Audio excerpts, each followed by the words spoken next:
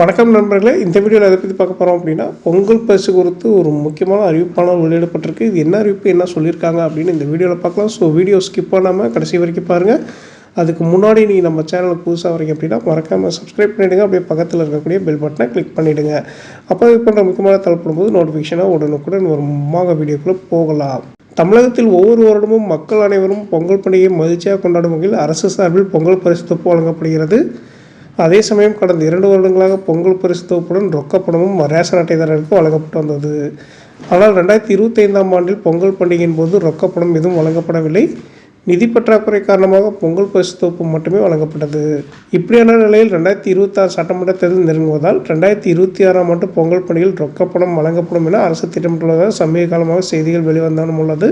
இந்நிலையில் பொங்கலை மகிழ்ச்சியாக கொண்டாடும் வகையில் அரசு ஒவ்வொரு குடும்ப அட்டைக்கும் 3000 முதல் 5000 ரொக்கத்துடன் பொங்கல் தொகுப்பை வழங்கும் என்ற எதிர்பார்ப்பு மக்கள் மத்தியில் எழுந்துள்ளது.